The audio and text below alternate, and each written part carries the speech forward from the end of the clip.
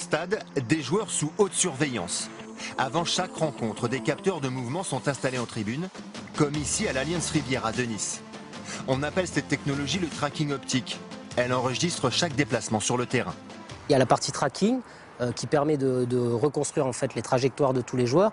Pourquoi? Pour connaître en fait leur position à chaque instant, pour éditer soit des mesures physiques, la distance parcourue, le nombre de sprints. C'est un outil qui permet au coach de vérifier si les tactiques prévues sont bien exécutées.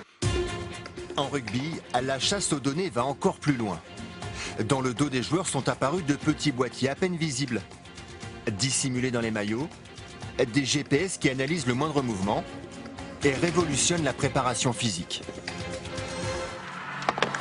Au Racing Métro, pas d'entraînement sans ces GPS. 70 grammes de technologie, de petits mouchards, plutôt bien acceptés par les joueurs. De le mettre où? Mais par-dessus le blouson.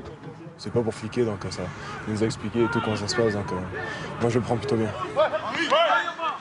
Accélération, distance parcourue, vitesse. L'activité de chaque joueur est enregistrée. Donc là, il a 158 battements par minute. C'est sa fréquence cardiaque. Ce qui correspond à 80% de sa fréquence maximum. 158 battements, une fréquence normale.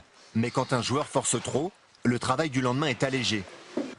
C'est la fin de la séance, l'heure de faire parler les données récoltées.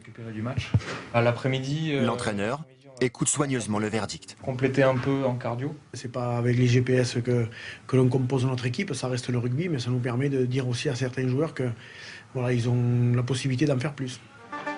Football, rugby, sport individuel, des athlètes de plus en plus connectés.